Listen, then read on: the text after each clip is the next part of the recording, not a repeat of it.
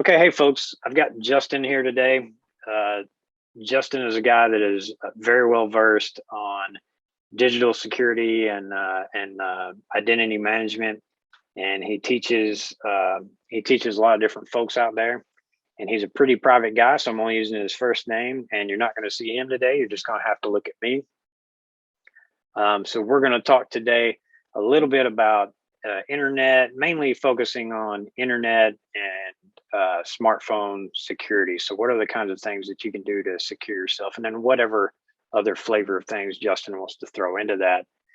But I just want you to get a concept of how to even if you don't think that you need to take some security measures after today, you might think twice about that and get some good tips and tricks that you can hopefully put in to secure your identity a little better.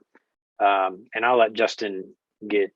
We're not going to go real deep, but Justin's got some resources he'll share to help you go deeper if you wish to. But Justin, it's good to have you, man. And if you will, just kind of give us a quick bio and just tell us a little bit about yourself and what you got going. Will do, man. Yeah, thanks so much for having me on. I'm kind of at the age where I kind of have to break my bio down into a couple of decades. So my first decade was kind of my operational decade. I was in the military for 8 years as a special operator. Moved on, spent a little bit of time deploying back and forth with the other government agency, mostly over to Afghanistan, but to a couple other countries. And then my second decade after that was spent mostly as an instructor. I spent 5 years as a full-time equivalent instructor at the Marine Special Operations School. I taught special reconnaissance and some odd and end stuff like everybody gets stuck helping out with this course or that course or whatever. And then I went to into business for myself and for a couple of years until a company up in Northern Virginia basically just made me an offer I couldn't say no to. And all that time, that second half of that second decade, I spent about 5 years teaching and developing my own digital security curriculum. It was just a passion that turned into a job. It was a hobby that I really found a market for, and people really enjoyed learning about. So that's kind of how I ended up here, and what you want to talk about today. So here I am. Gotcha. Thanks. So yeah, so again, and I'm not I'm kind of in the kiddie pool level of my knowledge on this topic, and a lot of it was gained. Honestly, most of it was gained either from stuff I learned during my military career that they wanted us to practice, or stuff that I've learned from listening to you on other podcasts or through our mutual friends. Um, so if I say anything wrong or stupid today, just let me know, and we'll correct it. But the first thing I'd like to do, Justin, is kind of talk about, most people. So I've had this comment before. So things like Apple Maps, or Google Maps will track you and let you know where you've parked and all this. And like Apple, my phone updated one time, and it had not. I guess it had turned back on this function on Apple Maps that I didn't even know existed, where at the end of the day, I went out to my truck, and this is when I was still in the Army in USASOC. And I went out to my truck, and it was like, "Hey, it'll take you this long to get home, or whatever." And I was like, "What the hell?" So obviously, I had to go and disable that feature. But I've heard people talk about things like that, and they're like, "Yeah, well, I like that. That doesn't matter to me." So what I'd kind of like to talk about is, why do things like that matter? So why should people look more into their security as far as securing their data and all, and protecting themselves from the little leeches and spies that the internet and smartphones are, if that makes sense. Man, that's a great point. That's a really good point, and it's a great business strategy for these companies that put these features in there that at first you might, or most people might be a little bit freaked out about, a little bit curious about, wow, how did it know that? But then you just get used to it, and next thing you know, you're basically just kind of a slave to your phone. Your phone is telling you when it's time to go home, where you normally get coffee and whatever. Yeah. And I'm sure it's great for a lot of businesses that this stuff integrates with, that show you coupons at a certain time to that would probably encourage you to spend an extra $5 on a coffee that you might not have otherwise spent or whatever. Um, so in and of itself, I don't think that's the worst thing. I don't think I mean, let's be honest, our phone companies know exactly where we live. Our smartphone manufacturers, be it Apple, Samsung, HTC, Motorola, whomever, they know where we live. So it's not a big secret. uh, we are creating a huge trail of data that can be used in any number of ways, in ways that we don't really even fully understand yet. And when we start involving a lot of third parties, when we download, I feel frankly more comfortable with the Apple Maps app than because the phone is my Yeah. phone is made by Apple. My operating system's made by Apple. Apple gets everything that happens on that phone, whether I use their Maps app or not. It's fine. But if I choose to use a second app like Waze, now I'm involving a completely third party that otherwise would have gotten absolutely nothing. Now I'm saying, yeah, you can see all the places I go, plus whatever permissions I give you. And there's a reason they want that information. They want it to better optimize how they advertise to people, how they, the entire internet is based on the philosophy of nudging people to spend money that they wouldn't otherwise have spent. That, if you really distill it down to its core components, that's what the whole thing's about. That's what Facebook does. That's how Facebook has turned itself into a multi-billion-dollar corporation, is by advertising that is really, really effective at convincing people, oh yeah, you know what, I do need that. I do need that 80-second airborne tie clasp or whatever, whatever stupid things being advertised. Yeah. I Yeah. just see the All Americans thing in the Yeah. background of your Yeah. screen there. But Yeah. just the nudge to get you to spend money on, oh man, this vitamin really might make me way more healthy, or and we probably don't even consciously think about a lot of these things. They probably just happen. So you probably save some money if you if you get off all Yeah. these services. Yeah. But uh, getting back to your bigger philosophical point of the Trump administration, shortly after Donald Trump was elected, ordered the Justice Department to subpoena the IP addresses of every single American who had gone to an anti-Trump website. And that is super, super scary to me, because that creates a legal precedent for maybe this president to say, all right, give me the IP of every single American that it has visited a place where you buy ammunition online, because we need to keep tabs on those Americans. That is really, really scary. And we've gone and set the precedent for that. So legally, it can definitely happen, and no one's going to challenge it too much. So it's kind of my responsibility to limit the information that the companies have about me, from kind of we go down a really dystopian future kind of road, or just a kind of one of the I support the police as much as the next guy, but they're also just as fallible as me. They're no less human than I am. So no, they're just as fallible as me. And the police includes the FBI, the ATF, the Department of Justice, all the way up to the Attorney General. I kind of view it as my responsibility to protect a little bit of my information from them. I don't think I don't have any indications right now that they are grossly misusing it. But if they don't have it, they can't misuse it in the future. Some administration that I don't agree with in the future can't choose to use that information about me in some way that I don't necessarily agree with. Does that make sense? I'm Yeah. Yeah. in turning all that information over to third parties. I'm giving those third parties a lot of rope to hang me with, should they so choose at some point. And everybody thinks, I don't do anything questionable online. And that is very much a matter of opinion. Give me 5 minutes of anyone's Google search history, and I will find something that could be made to look incriminating. And that's so got really, really high level, really way, way out there on the philosophical, bringing it down to just way more basic stuff of like maybe not posting that you're, posting all these pictures of your cocktails at the beach on Twitter. So the local crooks in your neighborhood know that you're on vacation and break into your house and they know you're gone, kind of thing. Yeah. So from a really tactical level all the way up to a really strategic level, we've kind of just covered the gamut there. Does that answer your question, or is that way too out there? Or Yeah. No, that's perfect.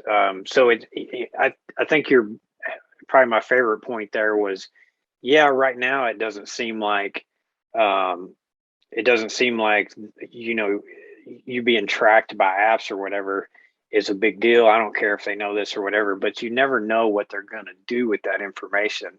And and look, the government, we've what a lot of people used to think were conspiracy theories are now proven to be true in a lot of cases. And the government has taken some shady practices in the past, which we won't get deep into that, but for a fact, we know there's been a lot of shady things that have gone from the IRS to, like you said, with what the Trump administration did there and everything else. So, maybe it's a better idea to secure your data. I want to go back though. You mentioned IP addresses, and just so we make sure we have kind of a baseline here, tell everybody kind of a quick short what an IP address is. Thank you so much. I hate to let that slide by. I hate to use a bunch of lingo.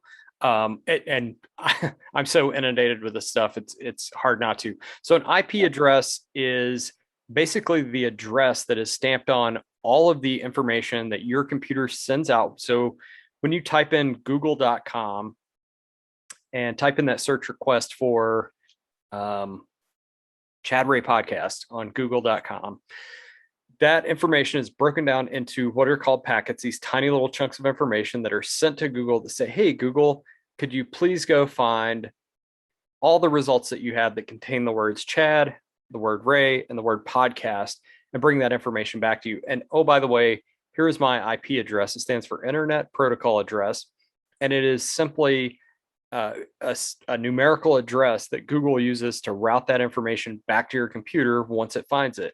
So once Google says, oh, here's the YouTube page for the information you requested, all of that information that YouTube sends has to be addressed with that IP address. So it's a very distinctive marker that is unique, not from device to device, but from internet access to internet access. So I can't say specifically necessarily, okay, this was the iPhone in the kid's bedroom that requested this, but I can't say this was this house or this was this apartment building or this was this office building.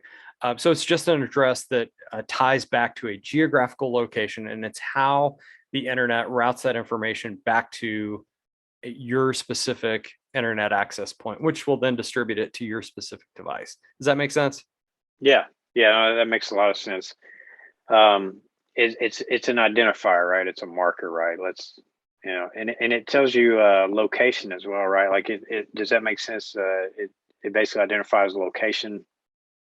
Yeah, if I have your IP address, I can use that I can do a really rough internet lookup search just on open source websites.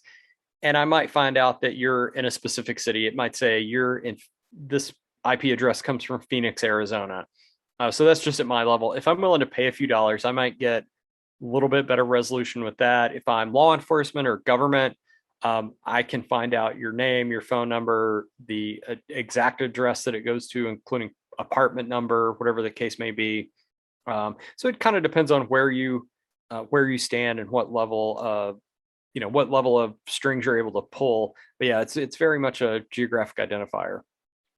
Yeah. So and and so that'll lead into VPN talk, and I want to talk about VPNs, but real quick, when people talk to me about that sort of thing, and when we talk about like Wi-Fi, so at your home, your personal Wi-Fi and all that, I've had, as far as security there, and I want to see what your thoughts are on this. I've had it described to me, and I've described to other people as your Wi-Fi for the most part it has a lock on it, much the same way your front door has a lock on it, but it's not really that complicated.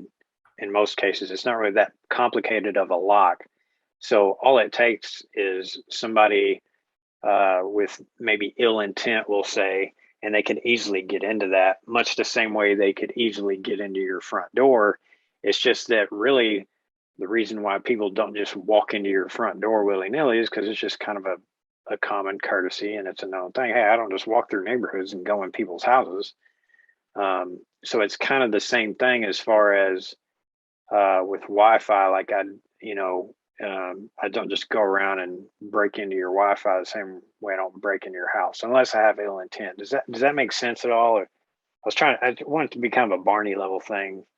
Yeah, and especially public Wi-Fi that is just an Oh, open access yeah. point that anyone can connect to.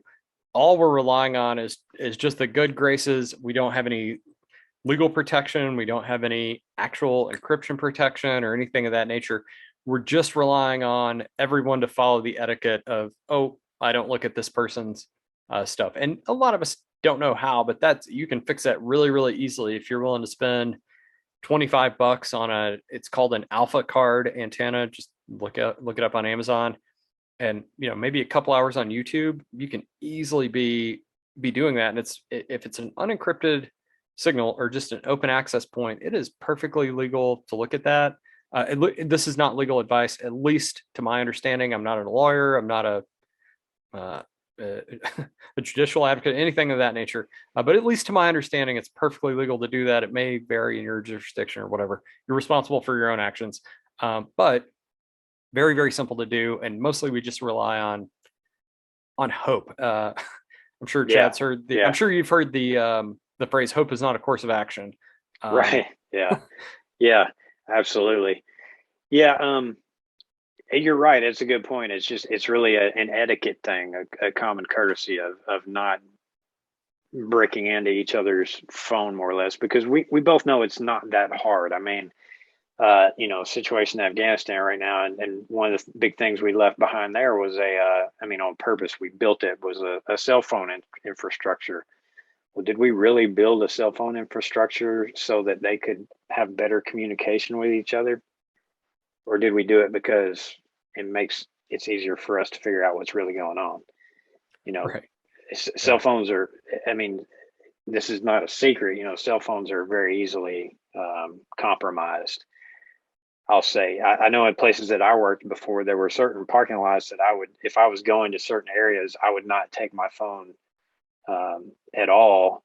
And a lot of buildings weren't authorized, but I also knew that there's people in those buildings that if I even pulled in the parking lot, um, could get whatever they wanted to off my cell phone. So I made sure of Yeah. my Yeah. It's funny. At my last job, I worked with a couple of those people that did those sorts of things at some of those specific compounds. And yeah, they're be like, never yeah turn your phone on in this yeah. grid I mean, square.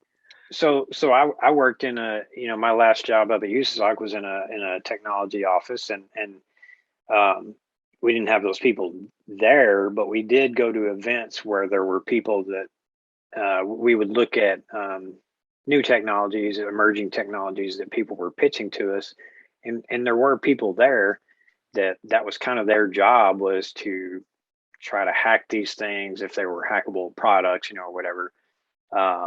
Try to hack them, kind of red team them more or less. And there was one time when I talked to those guys a little bit, and I don't remember it, and I didn't absorb it that well, obviously, but the guy telling me basically how easy it is to break into phones or whatever remotely. Like, I just remember I was like, all right, bro, let me get my Faraday bag over here and put my, like, not that I've really got anything to hide on Yeah. my phone, but it's like, dude, um, so anyway, all that conversation was to say, hey, it's, there's a thin line between all your information, your pictures, however provocative, to your bank account, to whatever you've got on there. There's a thin line between that and somebody else sucking all that out of your phone. And then if you don't know by now, you should know that, and Justin, back me up on this if I say anything wrong, but your phone tracks you to the level of, it can tell when you sit up and stand down with some fairly decent accuracy, even when it's off, right? Um, Maybe not when it's off. When it's on, absolutely. And a modern cell phone is just a miracle of sensor technology. So we have, and let's break this down just a little bit. We have the connection to the cell phone infrastructure, which is the little cellular radio, the GSM modem, the whatever you want to call it. Basically, the baseband radio, some people call it. It's basically the radio that allows you to get on the cellular network. So it's recognized by Verizon, AT&T, whomever. It says, okay, this device has permission to get on our network. It's been approved by the FCC to access those networks. And unfortunately, the FCC imposes inadvertently some penalties through their very, very long update cycle. So if I want to start Justin's GSM modem company and sell cheaper GSM radios to Verizon, well, I've got to get it approved by the FCC, and it takes forever. So then, let's say by the time it's approved, I've already identified 5 vulnerabilities in it. I've written the update. Now I submit that to the FCC. Well, now it has to, it's a year behind by the time it finally gets out. So we have really old, clunky, out of date technology underlining our entire cell phone infrastructure, to be honest. And this infrastructure has been around since like the 70s anyway. It's not great technology. A lot of That's why it's really easy to snatch cell phone conversations and text messages and whatever out of the air, is because this really, really old technology. And because we as a nation really enjoy the ability to listen to what everybody else is doing on their phones, we're kind of feet dragging on protecting ourselves from it. So that's probably going to stay the way it is for a long time. The ability to connect to the cellular network means that you have the ability to communicate with every tower out there, at least in the United States, at least as much as to say, hey, can I be on this tower? The tower looks up your HLR, your home locator record, and says, all right, who is this person? What's their subscription level? Who are they subscribed with? And then you get either an MZ attached that says, yes, okay, you can attach to this tower and have service, or you get an MZ reject that says, nope, you can't be on this tower because you're not a subscriber or because you're out of date on your payments or what have you. So you create a data point that this person was here at this time requesting access. That tracks you literally everywhere you go. Normally, it doesn't update except about every 24 hours, unless you cross a boundary into a different little cell. That's why we call it a cell phone, is because your service is grouped in these little cells. Once you cross that boundary, it's called a LAC.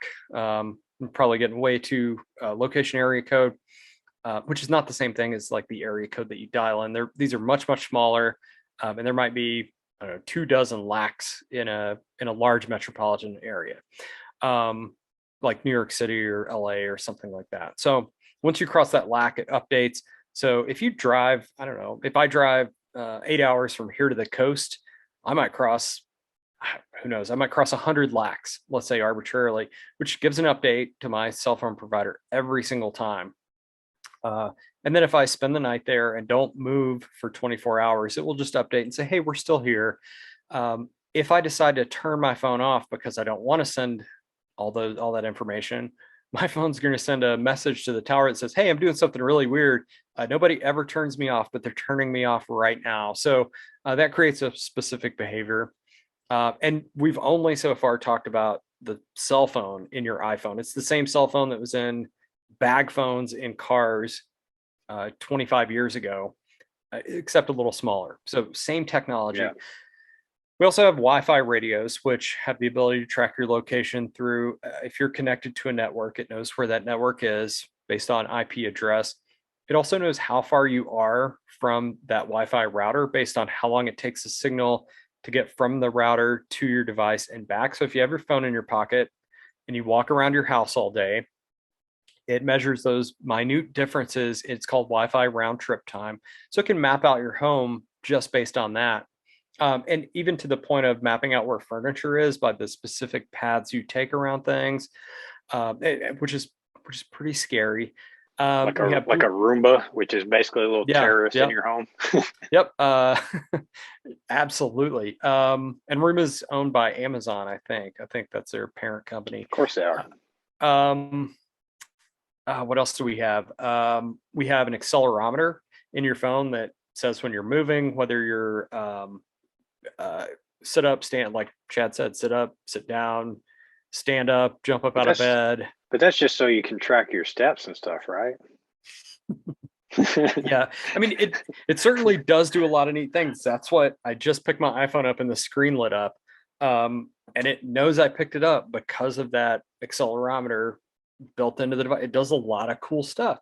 Yeah. We also have a gyroscope that lets me know if the phone is oriented horizontally, vertically, or laying flat or not. Right. Just Right. a crazy, oh, and a GPS engine. So even Yeah. if my phone is completely turned off, it is still tracking the GPS satellite array, still tracking its position based on that satellite, the footprint of the satellites that it is under at any given time. So yeah, a really, really Yeah. impressive ability to see everywhere you go. Um, and when we get down to things like, maybe that more dystopian thing of, all right, I want to see everybody that's ever been to a gun store, a gun range, anybody that's ever been to Yeah. like, maybe a specific type of church, maybe been to, I don't know, anybody that's ever been to a marijuana dispensary, anybody, whatever the case may be. Now we get into Yeah. some really, really aggressive, and I've been to all those places. I've been to marijuana dispensaries. I wrote an article about the security of marijuana dispensaries. I don't. If I smoke marijuana, I'd be glad to tell you, but I don't. I just went to look at their security, but now because I had my phone in my pocket, I'm potentially lumped into the same group of people. Which, not that they're bad people. I also don't think that, but now it is like using marijuana is still in against federal law. So Yeah. If somebody wanted to do some targeting, you could very well be positioned there, right? for sure, yeah, Which is kind of, not to cut you off, but you mentioned, being able to track everything. So the Second Amendment thing is obviously a big deal for a lot of people, and that's one that I mean, I really hate even thinking this, but potentially you could eventually be targeted. And so using that data and the amount of data you give up on that could be incriminating, whatever. I don't know. But anyway, I think a lot of people get that part. But you said too, these cell phone towers. So the way I understand it, kind of like you said, was, you pass by a cell phone towers, there's a packet of information that gets bounced from your cell phone to that tower. And like you said, if you're not if it's say a Verizon tower and you're an AT&T subscriber, well, then you're just not really admitted access, right? Um, right. But it still knows you were there at a right. specific place and time. Yeah, Yeah. So you still leave that, you more or less leave that packet of information there for somebody to find, I guess is a way to put it. yeah. Um, You tell that cell phone company, hey, I was here at this time because I asked permission to use your service, and think about the things your cell phone company knows about you. They know. So I'm one of those a lot. weirdos. I'm one of those weirdos that thinks rights should apply pretty much to everybody, not just the people that I like or the people that I agree with.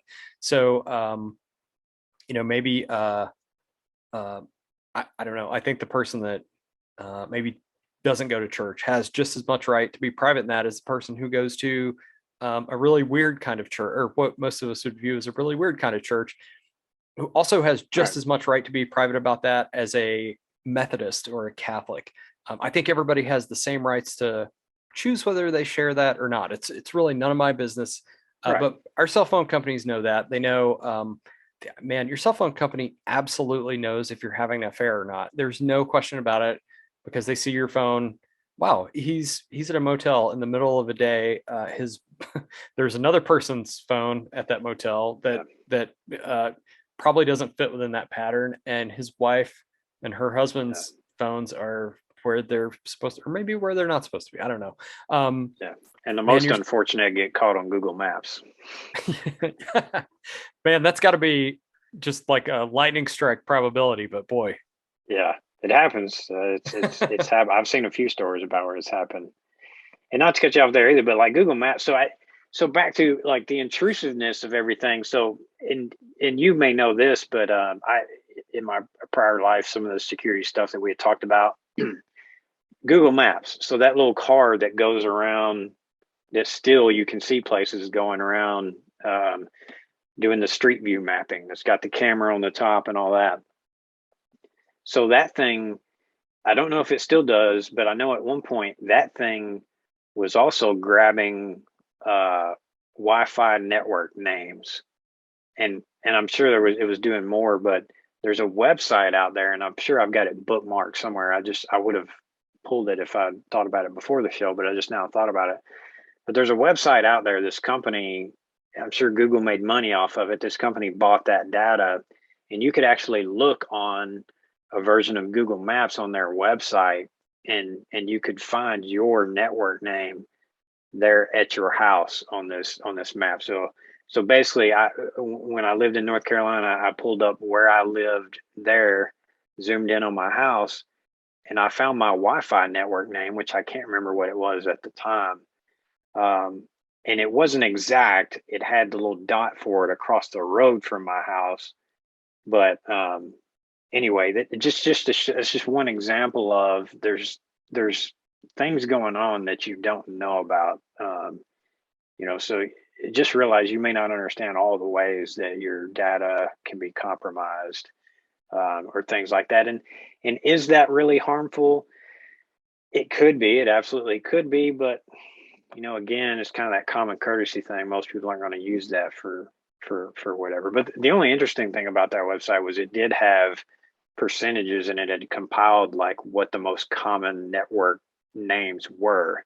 So you could pick the most common network names and name your network that, and you know, and maybe that would help you security wise. I don't know. Instead of saying, hey, this is Chad Ray's router. Yeah, I know the website you're talking about, wigle.com, wigle.com, Weigel. and or I'm sorry, wigle.net. I think it's wigle.net. But yeah, they map all these instances, all these observed instances of Wi-Fi networks. And for you, if your phone had connected to your home network and you hadn't deleted that network off your phone, when you travel overseas, your phone searches for that network very actively. So anyone overseas could have seen that network name and said, all right, let's search for this network name and see where else it appears. And they would have found basically your neighborhood. Yeah, it's across the street, but I think that is super, super dangerous for military people. Every time I teach out in San Diego, there's I see it every time I see NSW underscore something, something from the command out there, some Wi-Fi network from the command popping up out in public on somebody's, because I normally teach in a hotel conference room. I don't typically teach at a classified level. So, but yeah, man, that's probably not great practice, especially for, people that. So sorry, you mentioned hotel. So I don't know if people know it, but it's kind of important to delete those network names. So if for whatever reason you needed to send something and you couldn't do it in your network, and you connect to the hotel Wi-Fi, which I don't recommend connecting to hotel Wi-Fi ever, but if you had to, and say it was Marriott, and you connect to Marriott Wi-Fi, and you were in San Diego, California, well, you go to Austin, Texas, and you stay in a Marriott, the Wi-Fi, it may have the same name, and you may connect to that Wi-Fi automatically, as well. I have seen that happen. I learned that by that happening. I went to, it was a Marriott, and it was a Marriott I had not been to before, and I had forgotten to go back and delete I was traveling town to town, and I forgot to go back and delete the networks I connected to, and I was connected to the Marriott without ever touching a button, and it was because, I guess, same name and all that. But yeah, have you seen that? Is that right? Does that sound right? Because I know that happened to me. Yeah, that can definitely happen. And even honestly, leaving your Wi-Fi on when you're out in public is Not good. I know this is a thing that's difficult to do. I do it. I'll be honest, man. I'm not the perfect model of privacy. I don't think anyone is. I think people I've worked with in the past try to portray that idea that they're doing everything perfectly, and I promise you they're not. But yeah, just to be completely straightforward and completely honest, I hate this impression that, and I'm getting a little bit off on a sidetrack, but I hate the impression that I'm doing it 100% the right way. I'll be very honest with you about what I do, what I don't do, what I don't actually care about that much. And that's kind of one of those things. Yeah, leaving Wi-Fi on, running around my small town of 3,000 people, I'm not super worried about someone hacking my Wi-Fi. I mean, maybe someone is, whatever. But when I travel, yeah, man, I'm much more careful about Yeah. managing whether my Wi-Fi is on or off. Because yeah, if anytime you connect to a network in the future, when your Wi-Fi is on, it's blasting out the name of that network. And I mean, man, I could go buy, if I wanted to do this dumb guy level, I could run out to Best Buy, I could buy a Linksys router, I could name it whatever the Marriott network name is. And if your phone's within range, it will connect to my Wi-Fi router where now I have control of your information flow. I can see everything you're doing, or if I want, I can manipulate the packets that are going to your phone. I can implant malware into them. I can do manipulate the information you can see. Um, there's a lot of really, really bad things that can come from leaving Wi-Fi on. I think among your day-to-day life, you're probably just fine leaving your Wi-Fi on. But when you go to Yeah. the airport, man, think Oh about God. turning Yeah. it off because airports, Yeah. hotels, just notorious. Yeah, notorious for people trying to mess with you. Airports, hotels, malls. I usually tell people is those are the places that Yeah, you don't want to have Wi-Fi on because that's where.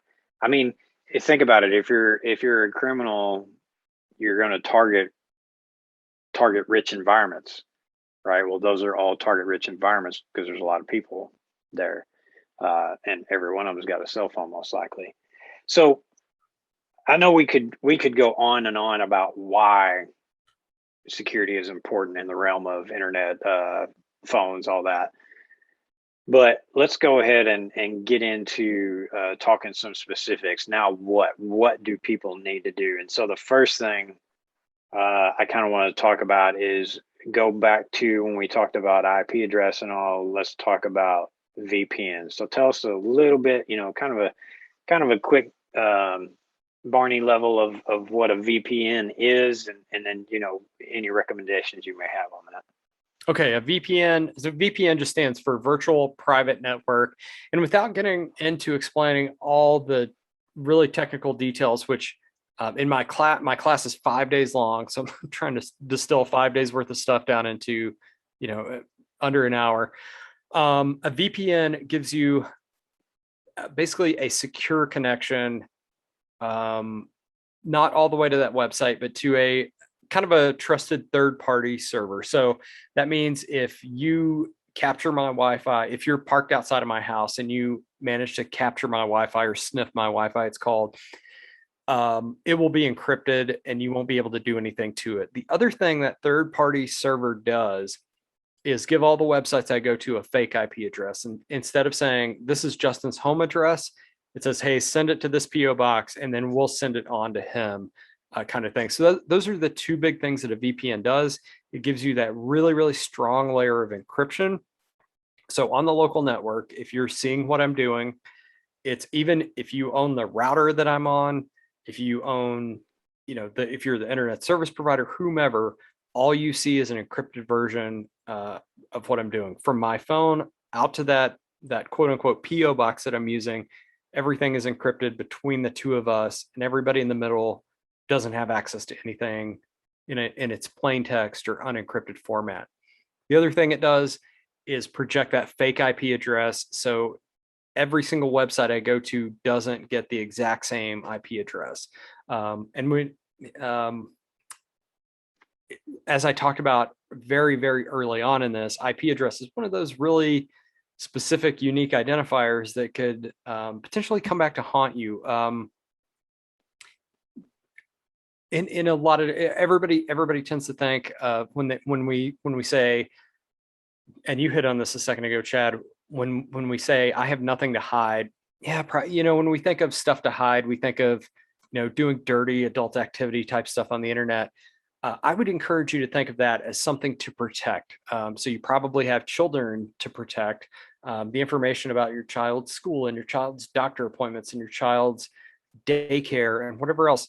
I would say that's probably, I don't know if I can cuss on here. That's probably pretty doggone important to protect.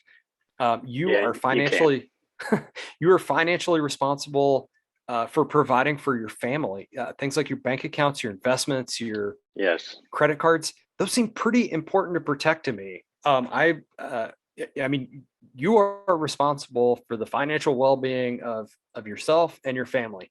To say that you have nothing that's worth protecting, unless you're just, I don't know, way richer than I am and a solo operator and you don't care what happens to yourself, I'd say you probably do have something, maybe not to hide, but definitely something to protect. Yeah, it's a part of it is just making yourself not a soft target. We learned that in the military a lot, and then you learn it in self-defense arenas, and specifically talking to females a lot. Not being a soft target. Taking that extra look around when you get out of your vehicle, that kind of thing. It's just taking those little measures to ward off the attacker, right? Kind of the same. Kind of there's a parallel there, I guess, is what I'm getting at. Right. I Uh, don't have to be faster than the bear. I just have to be faster than Chad. Right. Yeah, absolutely. Yeah. Yeah. These days I'm not as fast as I used to be. But Or you know what? so I think both of us would be faster than Rich. I we would definitely both be fat. Rich has got some bum knees and whatnot. So yeah, so I hopefully he'll listen to this and he'll catch that. I'll encourage him. I'll encourage him. We love you, Rich.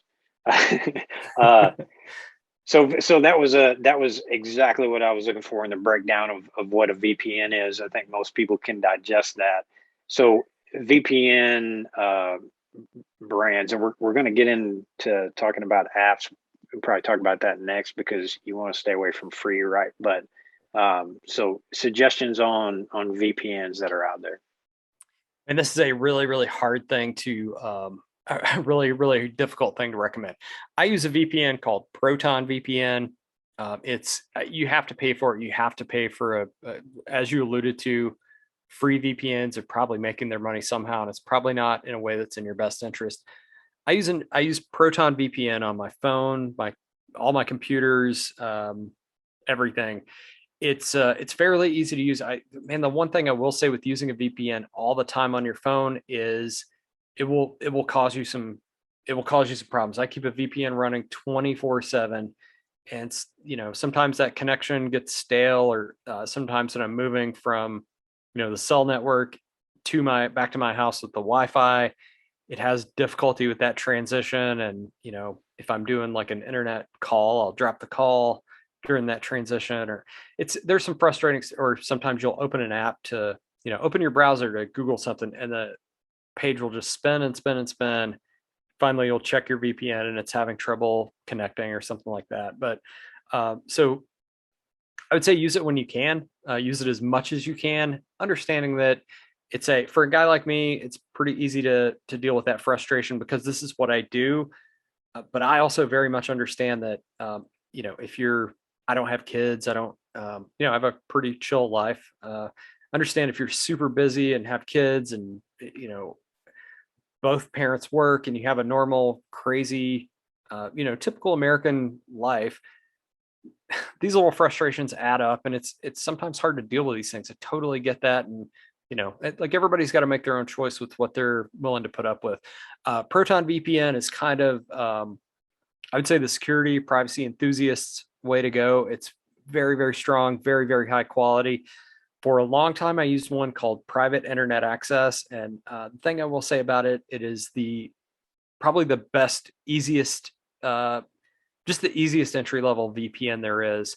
Beyond that, I really hesitate to throw out names of specific products. Things just, things change an awful lot in this industry.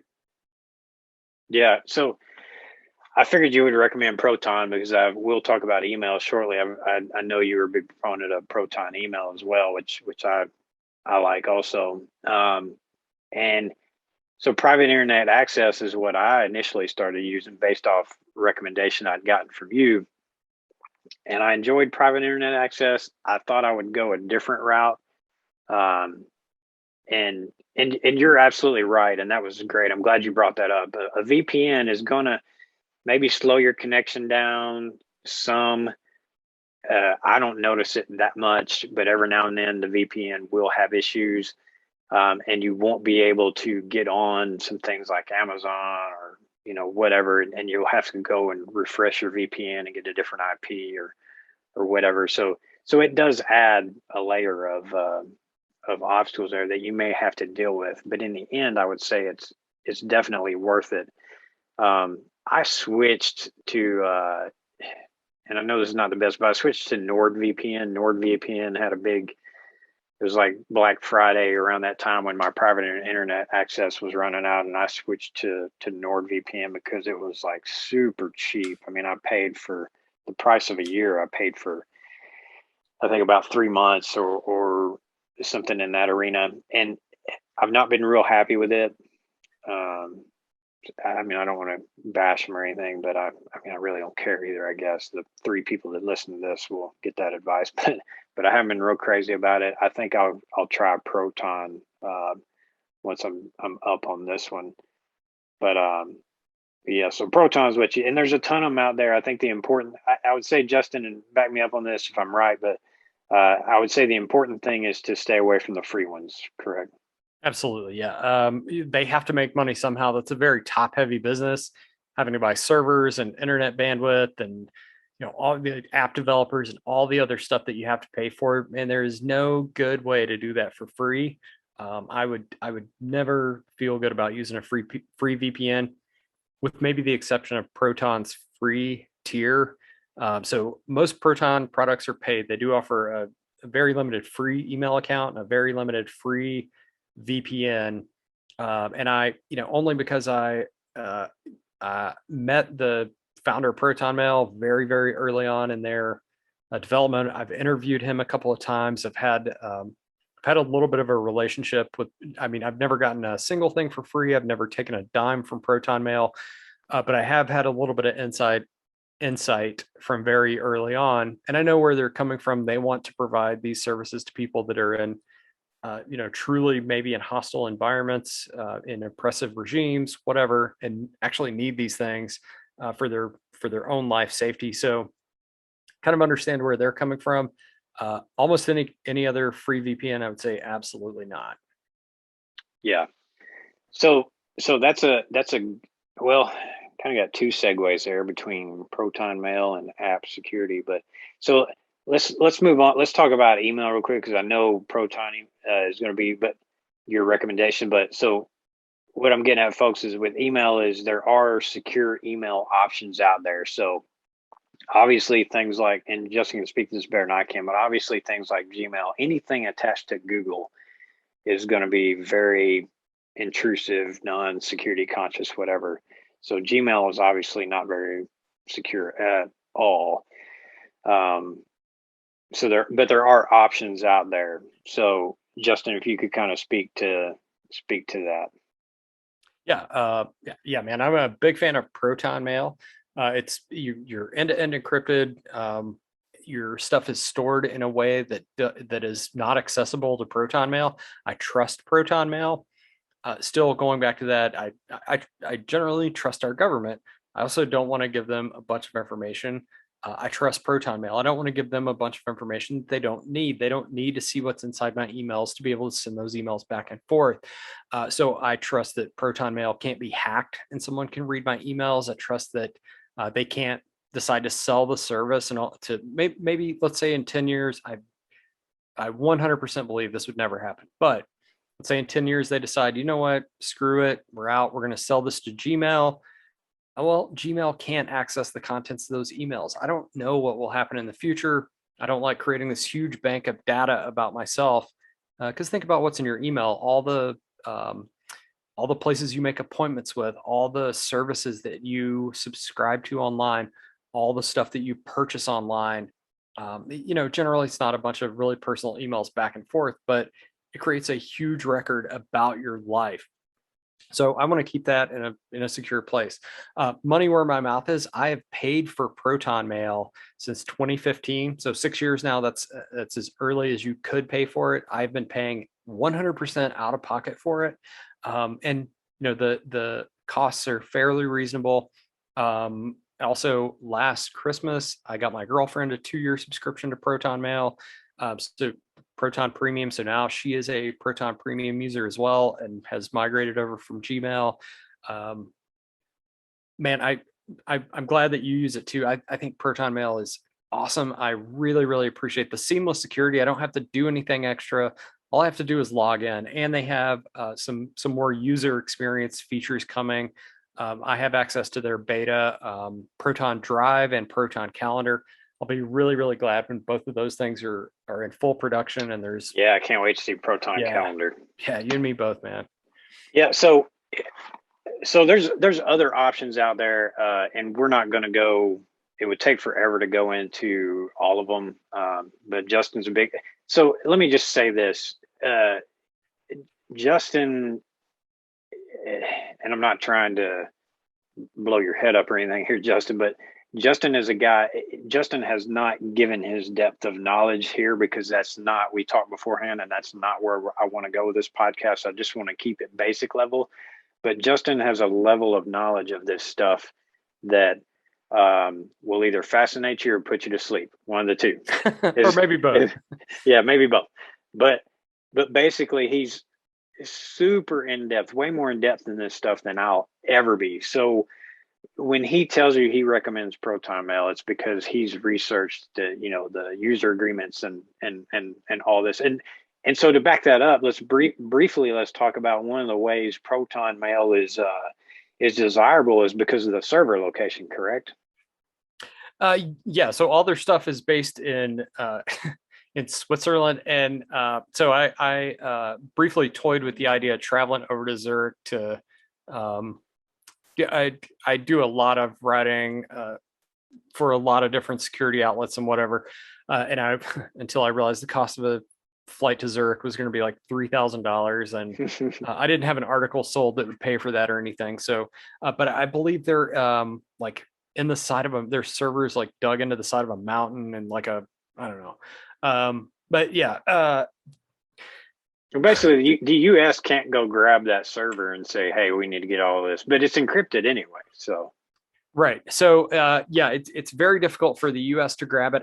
The US is not the biggest problem in my threat model. I don't typically teach people how to, evade the US government or whatever, but if the US government can't get it, that also probably means the Saudi Arabian government or the Pakistani government or the Sri Lankan government or the Indonesian government probably would right, have a pretty freaking hard time getting it. And probably not applicable to most of your listeners, but we all know about the Nigerian prince scams. um, yeah, if you yeah, can not have your information out there, it's better not to. yeah, And I'm sure you have probably a pretty good contingent of people that are still on active duty, still deploying overseas. Probably want something that's difficult for yeah. foreign entities to access. Yeah. Absolutely, yeah. Any buddies that listen to this that are still active duty or whatever, yeah, they definitely should take heed on this stuff. I wish I'd known more about some of this stuff, but quite honestly, most of my time was not real digital heavy. I mean, shoot, my first deployment, you had to have an AOL account and you had to sit there on the one computer and wait forever. I guess, I mean, everything. I mean, we were still talking landline back then. Now dudes have got Wi-Fi and everything. So I guess I'm a little bit of a dinosaur when it comes to that. But yeah, so Proton Mail people, I use Proton Mail. I think it's great. They've definitely improved their features over time to make it a little more user friendly and whatnot. There's some encryption. It's encrypted, but you can also set passwords to be able to open emails and different things. So it's a pretty neat deal. Um, so yeah, moving on from email, let's go ahead and talk about apps because we touched on that with VPNs as far as anything free. I would also say anytime, it's pretty common knowledge, I would hope, of if you get a free app, well then what do we say? You are the product. Um, if you have a free app because they're getting something out of it. Yeah. So let me be more specific. I want to talk about apps, but just apps in general. So games, shopping apps, all these things. Like, what should people think about before they download any kind of app, if you can break it down that much? I treat so think about this. If someone knocked on my door and said, "Hey man, I've got this awesome thing that I'm going to put in your house. It's going to make your water cleaner. It's going to make you not have to use conditioner in your when you take a shower, because the water is going to be so nice to your hair, and it's going to you're not going to have calcium buildup on your in your pipes, and it's just going to be this amazing thing. Just give me the keys to your house, and I'll be around for the next few months. Um, I'll get this done. Don't worry about it. Just out of sight, out of mind. Would you take that deal? Would you be like, yeah, here's the key to my house. I guess I'll see you around. Probably no one would, right? So when we install an app on our phone, most of us think, okay, this is in this little box. It does this one thing. What we don't realize is that we're inviting someone in and saying, yeah, man, take a look around. You can see, I mean, unless I go in and fix it, you can see all the places I can go. You can see my photographs. You can see my internet connection. You can see the phone calls that I make and all that stuff. Basically, we're inviting a third party in and saying, yeah, you do this one, like, actually kind of trivial good thing, but yeah, here's the keys. Take whatever you want out of the fridge, and I guess we'll see each other around. It's a man, installing an app is a really, really aggressive thing. We don't think of it that way because we only think about the benefit, and it's not necessarily our fault. No one's really, or very few people are really teaching this, but yeah, man, there's a huge commitment to installing an app, and it basically means that you're giving someone access inside your secure perimeter. Um, it means they have, unless you're really keeping an eye on them, they have tremendous permissions. Unless you're keeping them updated, they create vulnerability. So I like to, Brian Krebs is a security researcher. I like to cite his three rules, Krebs' three rules of computer security. And they are, if you didn't go looking for it, don't install it. Man, I can't hit that one any better than that right there. Like, if you didn't go looking for it, don't install it. There's not too much more to say about that. Don't. And I hate going to a website and it's like, install our app. No, if I want like, it's kind of one of those, you didn't know you needed it until we showed you needed it. You probably don't need it. Don't let the Yeah. algorithm hook you. And yeah, Right. Yeah, you almost certainly don't need it. So just leave it alone. If you installed it, you accept responsibility for it. And I'm paraphrasing Krebs' second rule here. If you installed it, keep it updated, is what he says. I say you accept responsibility for it. Not only keep it updated, but also manage the permissions it has. If it doesn't need your location, turn that shit off, man. If it doesn't yeah, need access to Siri or access to your photos or whatever, turn it off. Just give it what it needs based on the way that you use the app. And then his last rule is, if you no longer need it, get rid of it. And man, I'd say it's probably the best advice.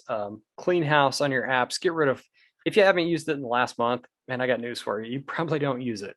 So yeah, keep those to a minimum, because each one is probably doing something in the background that's not in your best interest.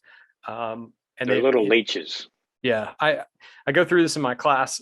We actually look at, some of the, pull up some apps and actually look at all the things that they talk to. And I think the average app, iPhone or Google, the average third party app connects to about 3 additional third parties. So, if you've got 5 apps on your phone, that's 15 different entities potentially and some talk to much more. But that's 15 potential outside entities that your phone is, communicating with, sending your location to, sending your activity patterns, whatever. And Yeah, you don't know if those apps are in China or Russia or, uh, you don't really know where any of this stuff is going. So, yeah, yeah. It's really crazy. Like one thing that I think about when I talk about this is, like, now when you go to a movie theater, there's a point in kind of the pre-show stuff, not even really the previews, but where they're playing like commercials and whatnot. There's a point where it comes up a screen and you can essentially use your phone and play this like shooting video game interacting with the screen. And my kid at one point was like, "Oh, cool," and I was like, "No, no, you.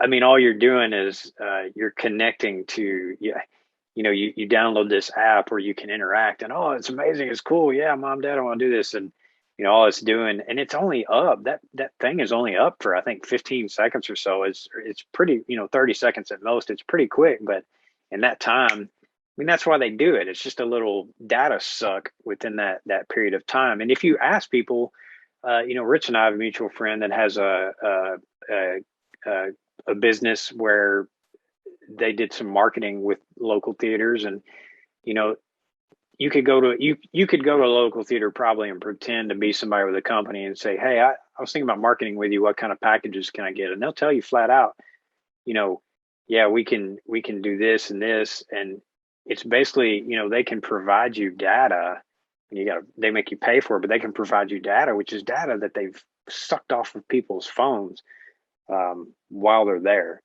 So you are a product. Like you are a product. You are there's millions, and I don't know, probably billions, trillions, you may know Justin better than me, but a ton of money being made off of just all that this little thing transmits through the airwaves freely. Yeah, absolutely, man. And to play that 30-second game, bam, you've got that app on your phone, and I mean that thing will probably sit there for 2 months before you think about taking it off. Yeah, yeah. So one thing too I want to hit on is you did talk about permissions and all that. So and I don't even really want to talk about it, I just want to reiterate. Justin mentioned, you can go into apps and don't give them, if they don't absolutely need it, don't give them location permission, all those kinds of things. So make sure you mess with your permissions. Additionally, I would like to specifically talk about, say, social media apps, because we know that Facebook, Instagram, Twitter, all those apps are especially intrusive. And then I don't even want to talk about TikTok really, but it's well known that TikTok is just, I mean, amazingly intrusive. Like you know, uh, TikTok basically gets your DNA or whatever. Like TikTok is ridiculous with its Yeah, just intrusiveness. running wild. Yeah, like, but so so let me see how to phrase. So with like Facebook, let's say Facebook, Twitter, Instagram. So if I have those three apps, and I know that I need those apps for my business or whatever, I'm just not going to get rid of those. Maybe not apps, but accounts. Would you say that I would be more secure by using a browser window to pull up Facebook as opposed to having the Facebook app? Does that make sense? Yeah, and yeah, absolutely, 100%. And I know that's inconvenient. I It's not so I've been, as convenient, right? man, I've been so sheltered from the world. So I've been in my little privacy bubble, and now, um, you know what I do for a real living now. Now Yeah. I'm generally most of the time out in a normal job and normal, well, mostly normal.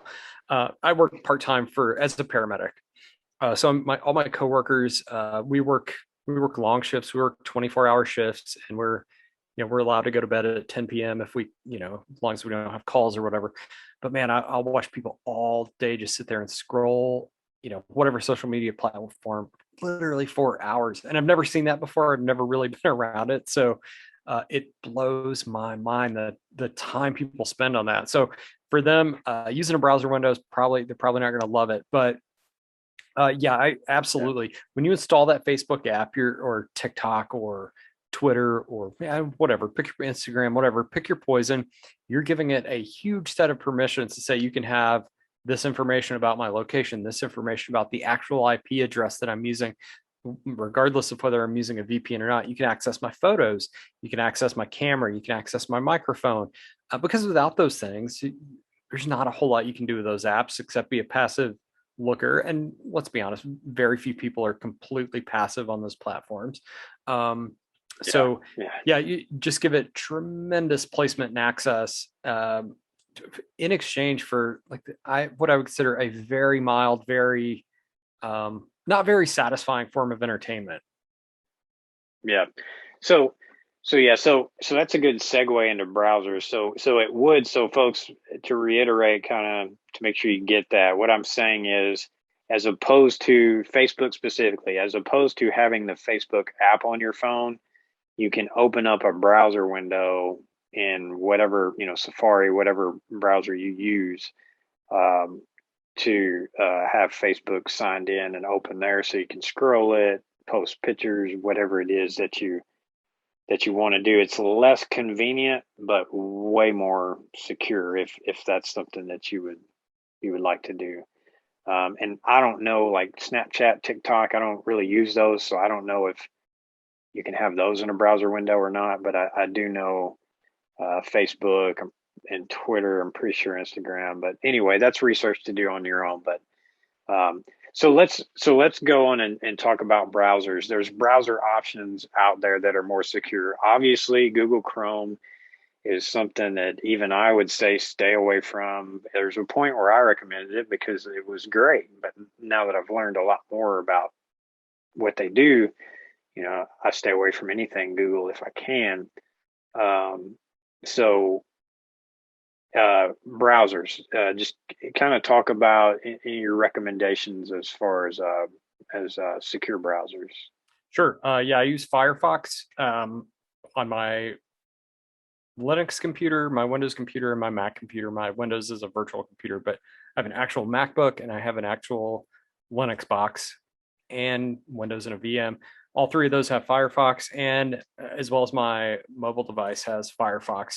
I think it's not the ultimate in security. It's not the ultimate in privacy. There's a lot of stuff you can do to it if you really start researching the privacy add-ons and the, you know, how to clear history. And Firefox is really, really amenable to that. If you want to be very, very secure and very, very private, you can be. Firefox is happy to let you do that. But I think my main thing is the Mozilla Foundation, which is the manufacturer of Firefox, is a 501c3 nonprofit. They don't make billions of dollars by selling advertising, collecting information, whatever. They're very privacy respecting. They're also just very pro open internet, pro end user rather than pro corporation, which I think is, I know we worship the God of business, but I I appreciate that as an end user. I really appreciate that they care about me more than they care about some big company, I guess. Yeah, and I like Firefox as well, just because it seems to be really customizable as far as what level of security you want. Yeah, Um, for sure. if, And if you, and Yep. no, go ahead, man. I was just saying, if you really get and kind of dig into the settings, it gets you can vary how much security. Yeah, and I tend to go a little more on the secure side, and some of that stuff is just some of that stuff. If you have the willingness to actually learn it, it can be very, very frustrating until you do. But some people can Yeah. successfully learn it. But it's not a thing we're going to explain over a podcast, I guess. Yeah. Yeah. Yeah. So Firefox is good. I keep Safari as well. I use it on more of a limited basis. There's some interactivity on my iPhone that I like with Safari browsers for certain things, but mainly I use Firefox. I toy with Brave now and then, but I find, and I don't know if you use Brave much, but I've just found with Brave there's some limitations there, pulling up certain websites and whatnot that I can Yeah, do on Firefox. so I do keep Brave as a secondary browser for. There's a couple things that I have to be able to access for a couple specific jobs. I do a couple like very JavaScript or script based websites that I've got to be able to log into and do certain things. And I found that Firefox, I just with my security settings, I can't make those websites work on Firefox. So I keep Brave kind of as a just for those three or four things. But Yeah, yeah, I've and got. I don't think. Go ahead. I'm sorry, I've got DuckDuckGo as well as an option also. I don't use that one. I don't think there's anything specifically wrong with it though. I use it now and then. I just it's it's something I use occasionally. Can you still hear me? Yeah, I sure can. Okay, my ear pods are about to go dead, so I'm gonna try to speed this along, and I'm gonna wave my hand so I can just edit that part out. Okay. um, um, so yeah, so browser wise though, so let me talk. I just mentioned DuckDuckGo. Search engine, is DuckDuckGo what you recommend for search engine as opposed to like Googling? It is. DuckDuckGo is definitely what I use as a search engine. Search engine was the original data collection platform on the internet. If we know what everybody searches, we know what they're interested in, we can serve them ads. And it just grew from there to now Google collecting, based on your IP address, every single search you do, which is not super aggressive compared to a lot of the other things that are going on now. But it still paints a really, really big picture about what you're thinking about it, how long you think about it, the results that satisfy your thoughts about it, make you no longer search for it, how they can also see the pages that you go to off that search engine. So how long you spend on those pages, how often you return to them, and just think about that with the various different, whatever you have going on in your life. It paints a Gotcha. pretty clear picture about what you're into. DuckDuckGo does not do any kind of mass collection. They do serve ads, but based on the exact search term that you search right then. So if you search car, they give that ad to whoever paid the most for person searching for the word car. So, oh, Kia, you paid, the most for this ad. So we're going to serve the Kia ad. They don't say, all right, well, we know this person lives in Atlanta, Georgia. We know that they vote this way based on the political websites that they go to. We know that they make this amount of money based on the work website that they log into.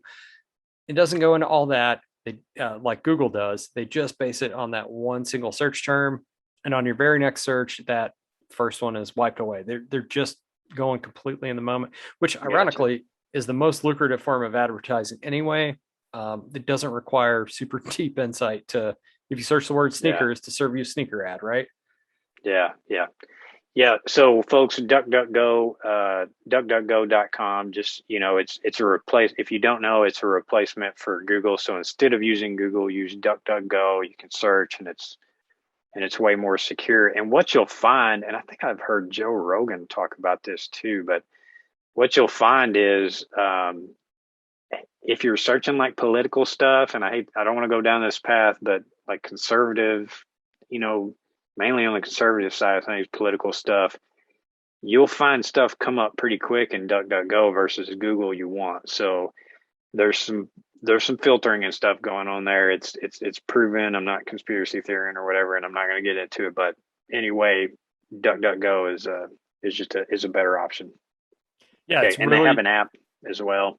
Also, I've got DuckDuckGo on some of my social media. They put out some really good articles about internet security. So if that's something you're interested in, yeah, that's really specifically called the filter bubble. And you don't get to look at the whole internet. You can actually go to DuckDuckGo and search filter bubble, and they have an article about it. But when you search something on most search engines, you don't get the whole internet. They get what you think, what they think you will like. The again, that's kind of my beef with social media is they only show you things that you agree with because they want you yeah, to stay there longer. If they show you stuff that is all angles of anything, you're not going to like 80% of what you see, and you're not going to stay there very long. So yeah, DuckDuckGo does let you break out of the quote unquote filter bubble. yeah, gotcha. Okay, so last thing I want to talk about here is messengers. And when I say messengers, I'm not necessarily talking about Facebook Messenger. I think you know what we would say about that, considering it is a Facebook product. Um, but what I mean is, so texting more or less. There are, you have your Messenger app that comes on your iPhone, that comes on your Android, and all that. But we're talking about there are some other options out there. So I know Justin and I both use an app called Wire. That is a secure messaging app. Justin, have you got anything to put out about that? Anything goodies you can tell us? I'm a huge fan. It doesn't require a phone number to set up an account. You can have up to 3 accounts on your devices, and I have one account that I give out to all my students so they can reach back to me at any time. I have an account that I use for guys that are like really, really trusted, like you and Rich and some other people. And then I have one that is basically just for family. I have most of my family on wire, and I don't have to necessarily cross the streams of, it's not that I don't want all my students knowing that I hang out with you and Rich, but I don't want to. I like to kind of separate those out a little bit into, Yeah, yeah, my friends, my professional contacts, and my family. Um, Other than that, awesome security, just super easy, super user friendly app.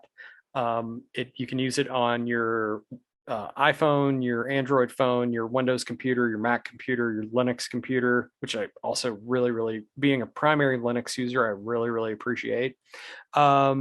The other one probably that's worth talking about is Signal. And I think Signal is infinitely more popular, which I was thinking about this yes, recently, is ironic. It's popular because Edward Snowden recommended it. That like Signal skyrocketed because Snowden yeah, recommended yeah, it. And now all the people that hate Snowden, all my friends in the federal government are 100% about Signal because it's the only thing they know. So basically, they're yeah, using what Snowden told them to use.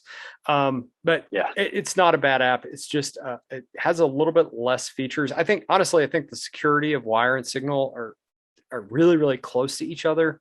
I don't like, and this may have changed. I did not like that you had to give Signal a phone number to set up an account, and your phone number is your username. I just don't like giving out a phone number that much. So with Wire, Yeah. you can just give out a username.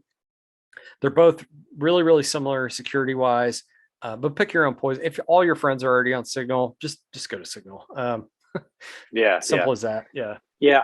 I've used Signal as well, and I think Signal is. There's some things I like about Signal over Wire. There's some things I like about Wire. I actually don't know on Signal if you can. So on Wire, folks, you can do voice calls and video calls as well. Um, I don't think you can do that on Signal, can you? Maybe, but I don't think Signal does voice and video calls. I'm not sure. I'll have to verify that, Definitely but does voice. I don't know. doesn't. I think it may do. Yeah. I confess, man, I am not as up on Signal as I should be. Yeah. I will tell you one thing that I found out by accident in a helicopter one night was on Signal. You can do there's a note to self feature on there. So I Oh, used yeah. to I would send notes to myself using my own phone number um, on messaging now and then before I had a notes app. This is a while ago, and for whatever reason, I had Signal up and I was trying to record a certain number that I needed, and I for whatever reason I was going to send a message to myself on Signal, and it came up as note to self, and I thought that was kind of neat. Yeah. But but anyway, so yeah, so Wire definitely recommended. Signal is also a good choice. So for those of you listening, it's just and we didn't really say why a lot, but it's kind of the same as why you use all this other stuff as opposed to what's on your phone is more intrusive than an app like Wire Signal because those are encrypted. Um, correct me if I'm wrong. Wire's servers are in what, Germany or something like that, or did I get Uh, you there? Man, you got me. Yeah. Yes. Now, and I could be wrong too, so I may have gotten myself, but Actually, I believe. Yeah, I don't know. yeah. I'm gonna just Anyway, say I don't know on that. Yeah. not important. Um, but yeah, so good options. So anyway, folks, that's kind of so VPNs, having a secure email, which do your research on the emails, but ProtonMail is one we would recommend with the VPN, Proton VPN as well. But the main thing on that is just do a little bit of research and stay away from the free VPNs, but definitely use a VPN. Try to migrate over to a secure email if you can, if that's important to you. Browsers, Firefox is a good option. You get in there and play with the settings. You can really customize your how secure you are. Instead of Google, use DuckDuckGo. Um, Apps, just do your due diligence on your apps. If you need them, use them. Just try to take a good hard look at how much you actually need the app, and then if you're not using the apps, get rid of them. Also keep them updated. One thing I forgot here as I'm going through my checklist. So password management, everything out there wants a password, and you need to have good and I don't want to get too deep on this, Justin, because I know this is something else that you could probably talk for all day about, but passwords, you want to have a good, solid, long password. Give us a recommendation, Justin, on password creation management, because I know there's some apps and all for that. Yeah, man, passwords are so incredibly important. So I refer to this as data on the cloud. So all the stuff that you store outside of your secure perimeter, all the stuff in your email accounts, all the customer information in your Netflix account, all the account info in Amazon, including your credit card number, all the addresses that you've had things shipped to, all the stuff that you've bought, all the stuff in your Facebook account, all the things in your, I don't know, pick an account, your Dropbox account, your Google Drive, whatever. All of those things are basically containers of information that are stored beyond your control. They're out there in enemy territory. Anybody can touch them by attempting to log into them. So a good password is super, super important. Man, you can't have a good password on everything. It can't be long. It can't be complex, and it can't be different on everything without devoting a significant portion of your time to either memorizing and or typing passwords in all the time. So there's some really cool secure storage options for passwords. The one that I recommend to people just getting into this is called LastPass. It's a couple bucks. I think my girlfriend paid $3 a month. I think it's about 36 bucks a year she pays for LastPass Premium. It's cloud-based. You can have it on all your devices. Even if you let's say you work in a SCIF and need access to your passwords to log into your Gmail account or something from the SCIF from a white line, you can just go to lastpass.com and log into your, or logmein.com, whatever it is, log into your account. They have apps for all your various devices. It stores all your stuff securely. I trust their security a lot. I would say if there's a place to start, that's probably the one. There are some more advanced ones that I don't want to say advanced, but they work in a way that's a little bit more difficult to use. That maybe gives you only slightly better security. I tend to gravitate toward those, but I'd say if you're just getting into this, look at paying for a year of LastPass, see how you like it, and then explore some other options. Okay, yeah, LastPass is what I use. I know the others you're talking about. I just never really got into the others. LastPass has good functionality. It's cloud based, so you can get it on all your devices. So LastPass is what I use. I also, websites that I don't necessarily care as, I'm not as concerned about the security of, because you have to have a password for everything. But some of those less concerning sites, I do use the Apple iCloud password deal or whatever. So it does two things. It separates. So I've got some on one, some on the other, and it's some random. If I need to sign up on some random website for a product or something, that I have to get. I may use like the iCloud one, the Apple integrated password function to save that. But when it comes to things like banking and the more secure things, I definitely go with LastPass. Yeah, and honestly, iCloud Keychain is not a terrible. It's not a terrible system. I don't like it because I lose a little bit of control over how things are stored and where things are and whatever. But security wise, it's not bad at all.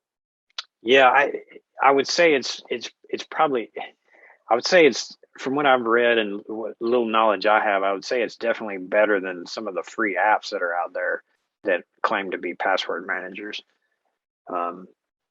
Again, it goes back to free. If it's free, just be very wary of it. So Justin, we've talked quite a while here, and I know, especially you, we could go on and on about this, and I could talk to you about this all day because it's interesting to me, and I love learning more about it. And maybe so folks, if you're still listening, if you have questions, find me on Facebook at Taking the Lid Off, or um, well, that's really the best way to find me. Is I'll have this posted on, once it comes out, I'll have it posted on Facebook. Get on there and comment, and or message me and ask questions. If you have questions about any of this stuff, please get on there and ask questions. And if we get enough questions on certain topics, I may, Justin, if you're okay with it, I may have you back on eventually, and we may address some more deeper questions if folks are interested. Um, but this has been great, Justin. I really appreciate you coming on and giving me some of your time to get this information out there. Yeah, absolutely, man. Thanks so much for having me on. So, we talked about this before the show, so I'll go ahead and put it out. Um, Digital Self Defense is my next book. It's actually been out for a little while. I'm pulling it because it needs a couple of updates. I'm going to put it right back out. That's if you're interested in more about this. It's a very approachable. You don't need to do absolutely everything, but there's a lot of stuff presented there that you can do. You can kind of choose your own adventure, the level of security that you desire. And swiftsilentdeadly.com is my blog. I've got a little bit of digital security stuff there, not as much as it's not exclusively that. It's a little bit of everything, but you can find out a little bit of stuff there. Yeah, so go check those out. Look for that book when it comes out. I know Christmas is coming, and I'm sure Justin would appreciate you buying his book so he can buy gifts for people. Right. That's what I tell people about my book. I wouldn't hate it. Yeah. Yeah, that's what I tell people about my book. I'll post a link and say, "Hey, my kids are going to expect Christmas gifts, so go buy this book." Um, but it by no means makes me rich, as I'm sure you're aware of. But yeah, so go check those out, folks. And again, if you have any questions, please feel free to ask. And I appreciate everybody listening, sticking with me as I get this podcast back up and running. And we will talk again soon.